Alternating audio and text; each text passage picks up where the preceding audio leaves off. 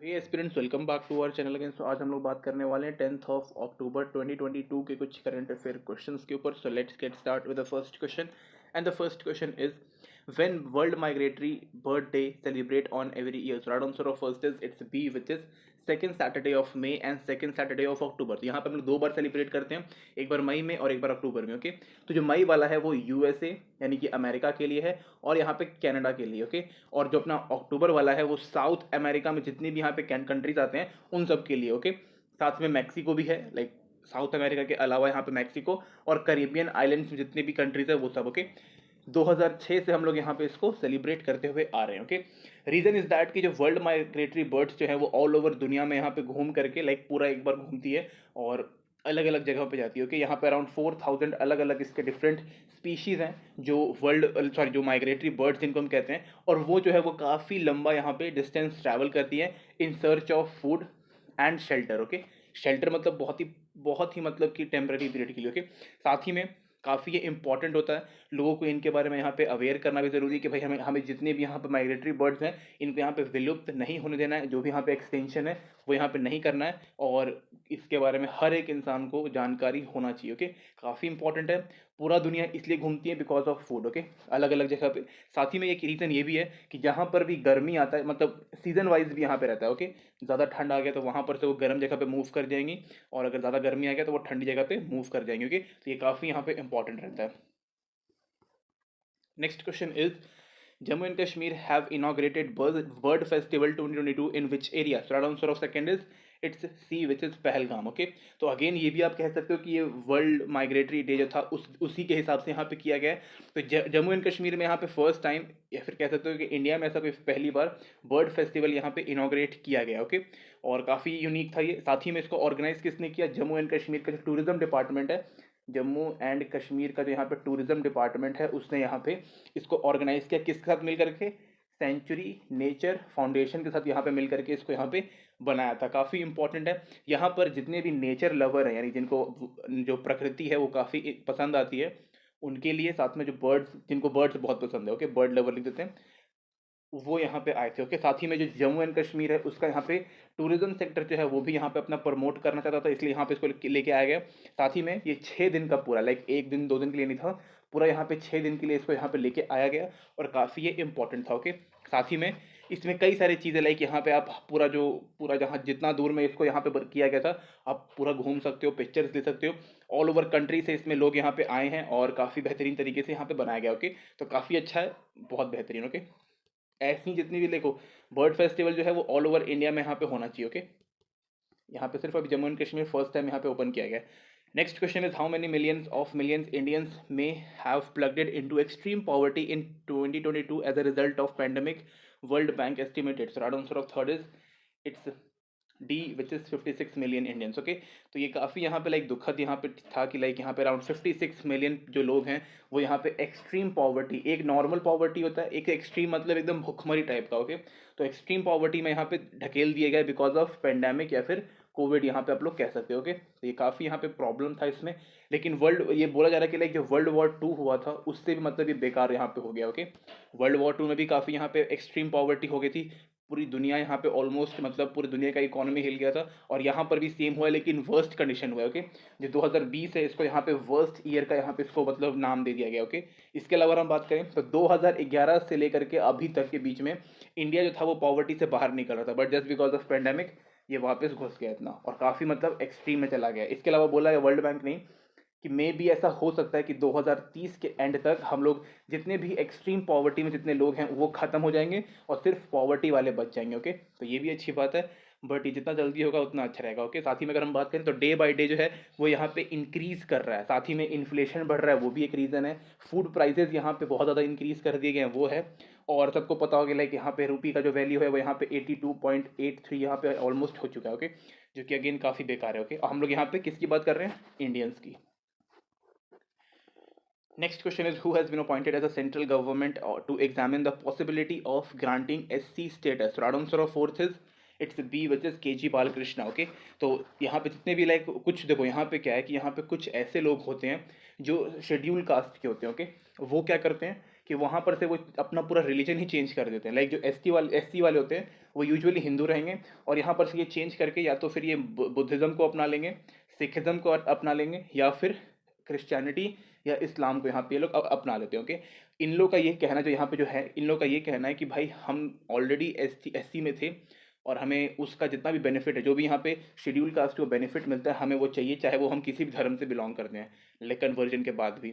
तो इसी के ऊपर यहाँ पे रिव्यू करने के लिए केजी बालकृष्णा को यहाँ पे लेके आया गया। केजी बालकृष्णा जो है वो यहाँ पे चीफ जस्टिस ऑफ इंडिया यहाँ पे फॉर्मर रह चुके हैं। इसके अलावा ये एनएचआरसी के यहाँ पे नेशनल ह्यूमन राइट कमीशन जो है, इसके यहाँ पे चेयरमैन रह चुके हैं फॉर्मर। ओके, मतलब पहले रह चुके हैं। ओके, तो काफ़ी यहाँ पे इंपॉर्टेंट पर्सनालिटी है, और काफ़ी यहाँ पे मतलब इंपॉर्टेंट इस चीज़ को रखा गया। ओके, जितने भी यहाँ पे रिजर्वेशन बेनिफिट है वो ये लोग मांग रहे हैं। ओके, स्पेशली जो यहाँ पे दलित हिंदू थे वो चेंज हो गए किसी और, मतलब किसी और रिलीजन में, उसके लिए अगर हम बात करें तो 1956 में यहाँ पे जितने भी लोग चेंज होकर सिख में कन्वर्ट हुए थे, उनको यहाँ पे अलाउ कर दिया गया था। फिर भी यहाँ पे बुद्धिज़्म को भी अलाउ कर दिया गया, लेकिन अभी यहाँ पे जितने जिन लोगों ने क्रिश्चियनिटी और इस्लाम को यहाँ पे अपनाया, उस चीज़ के लिए यहाँ पे अभी रिव्यू किया जाएगा। ओके, एग्जामिन किया जाएगा। So next question is CB George appointed India's next ambassador to which country? So right answer of fifth is it's C, which is Japan. Okay, CB George जो हैं वो यहाँ पे एक IFS ऑफिसर है, सबको पता है, यूपीएससी। ओके, 1993 बैच के। ओके, इसके अलावा अगर हम बात करें तो इससे पहले यहाँ पे ये कुवैत के थे, KUWAIT। ओके, कुवैत के यहाँ पे ये ब्रांड अम्बेसडर थे। ओके, इंडिया के अम्बेसडर थे। अब यहाँ पे इनको शिफ्ट करके जापान भेज दिया गया। ओके, तो काफ़ी अच्छी बात है, यहाँ पे जो शिफ्टिंग है वो हमेशा यहाँ पे होती रहती है, और हर देश का यहाँ पे उनको इन्फॉर्मेशन जो है वो मिलता रहता है, क्या क्या वहाँ पे चल रहा है, एंड काफ़ी बेहतरीन है। ये आपको सिंपल यहाँ पे नाम और कंट्री कौन सा है वो याद रखना। Okay, next question is India and which country navy signed pact on white shipping information exchange? So right answer of sixth is it's D, which is New Zealand. Okay, तो इंडियन नेवी और साथ में royal New Zealand navy. Okay, तो इन दोनों के बीच N होगा, M नहीं, navy. Okay, तो इन दोनों के बीच में यहाँ पे पैक्ट साइन कर दिया गया कि भाई जो भी यहाँ पे वाइट शिपिंग इन्फॉर्मेशन एक्सचेंज होगा उसको हम लोग करेंगे एक दूसरे के साथ। ओके, अब यहाँ पे समझना ये है कि भाई वाइट शिपिंग क्या होती है, इसके अलावा एक ब्लैक शिपिंग होता है, एक होता है grey shipping. Okay, white shipping में जितने भी यहाँ पे कमर्शियल आइटम्स होते हैं या फिर जो बिजनेस करने जाते हैं उसके ऊपर रहता है। ब्लैक शिपिंग में हमेशा इलीगल चीज़ें रहती हैं, ड्रग्स वगैरह, और ग्रे शिपिंग जो है वो मिलिट्री वालों का रहता है।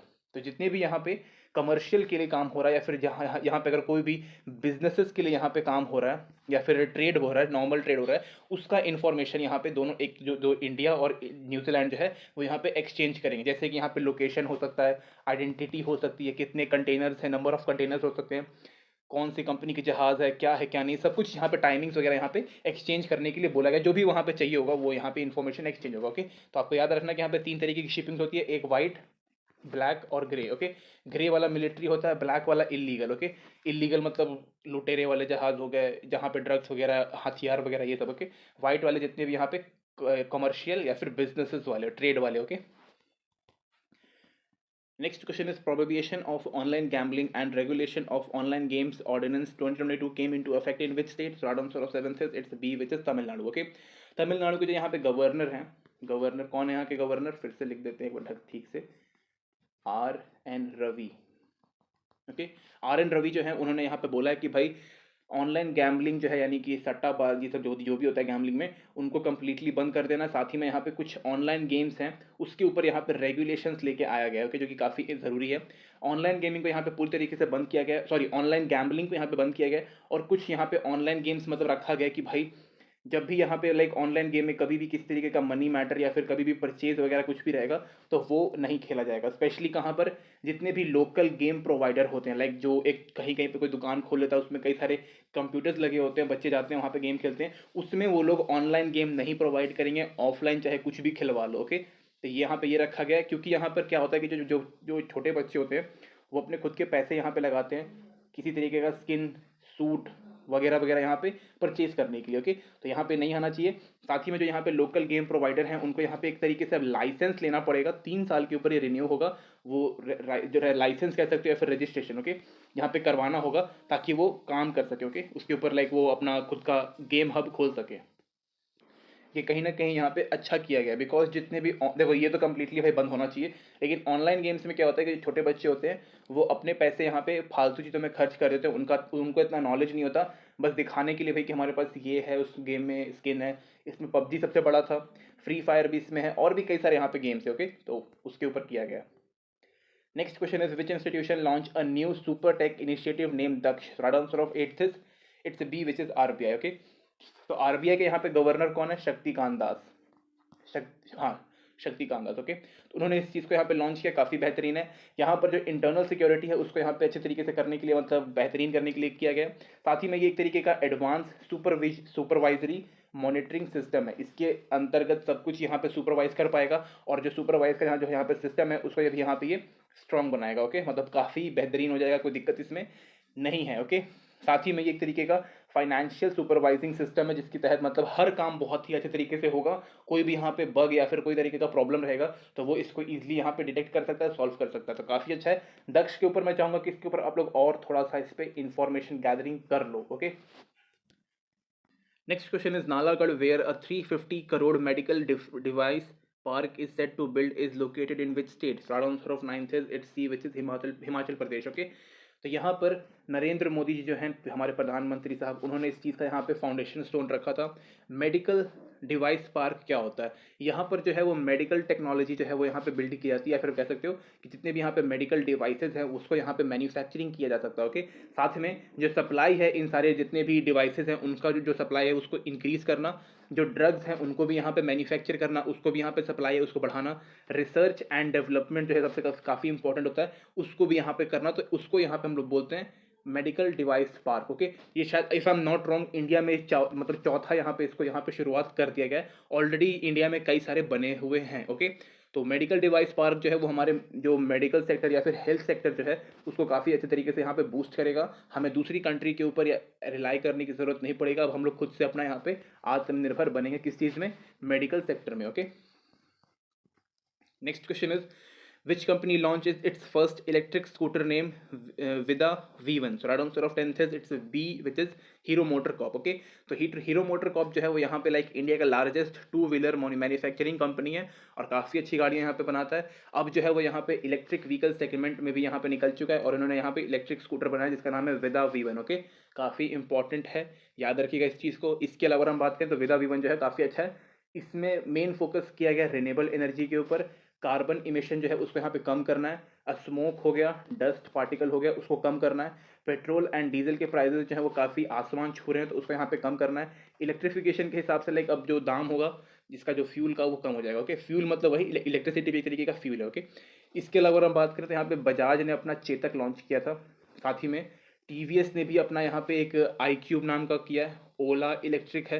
तो इन सबको यहाँ पे टक्कर देने के लिए हीरो मोटोकॉर्प ने यहाँ पे अपना खुद का निकाला है। ओके, तो काफ़ी ठीक ठाक है, लोग अब इसके ऊपर जागरूक हो रहे हैं। Okay, next question is, which Indian bank has launch smart wire online facility for inward wire remittances? Right answer of 11th is it's B, which is ICICI bank. Okay, तो आईसीआईसी बैंक ने जो है वो यहाँ पे एक तरीके का ऑनलाइन ट्रांजेक्शन सॉल्यूशन यहाँ पे निकाला है जिसके तहत जितने भी हमारे एनआरआई लोग हैं वो ऑनलाइन पेमेंट कर सकते हैं इंडिया में। ओके, इसको कह सकते हो कि ये स्विफ्ट है, SWIFT। ओके, स्विफ्ट मतलब स्विफ्ट बेस्ड है, ये पूरा बेस्ड, ठीक है, स्विफ्ट के ऊपर काम करता है ये। इससे क्या होता है कि यहाँ पे काफ़ी फास्ट और सिक्योर तरीके से जो पैसे हैं वो एक जगह से दूसरी जगह पे यहाँ पे पहुँच जाते हैं। ओके, स्विफ्ट जो है वो यहाँ पे इंटरनेशनल पेमेंट करने में काफ़ी इंपॉर्टेंट रहता है। जो भी यहाँ पे यूट्यूबर होगा उसकी जब भी यहाँ पे पेमेंट आती है तो वो स्विफ्ट कोड के थ्रू ही यहाँ पे इंडिया में आ पाता है। ओके, तो वो काफ़ी एक इंपॉर्टेंट होता है। तो इसलिए अगर किसी एक कंट्री से दूसरी कंट्री में अगर पैसे ट्रांसफ़र करने होते हैं तो हमें स्विफ्ट कोड ज़रूरत रहता है और उसके तहत ही हम यहाँ पे पैसे को ट्रांसफ़र कर सकते हैं। ओके, तो काफ़ी ईजी टू यूज़ यहाँ पर मतलब मेन अगर काम किया आईसीआईसी बैंक ने तो इसको काफ़ी यहाँ पे इजी टू यूज़ करने के लिए बनाया गया और सिक्योर और फास्ट तो रहता ही। Okay, next question is, which tennis player won the Tel Aviv Open title in 2022? So right answer of 12th is it's D, which is Novak Djokovic। Okay, एक सेकेंड, नोवाक जोकोविच। Okay, तो काफ़ी ये अच्छे खासे यहाँ पे प्लेयर हैं और अगर हम बात करें तो ये जो अपना टेल एवी ओपन टाइटल जो है वो टेनिस का one of the biggest prize में से एक है। ये 35 ईयर ओल्ड हैं, सर्बिया से बिलोंग करते हैं और जो ये ट्रॉफी होती है, जो इसमें ट्रॉफी मिलता है वो 3 फीट लॉन्ग होता है। 3 फुट का होता है, काफ़ी बड़ा होता है। ओके, साथ ही में इन्होंने ऑलरेडी कई सारे यहाँ पे मैचेस जीते हुए हैं। जुलाई में इन्होंने यहाँ पे लास्ट अपना विंबलडन का जो टाइटल था वो भी यहाँ पे जीता था। ओके, काफ़ी बेहतरीन प्लेयर हैं।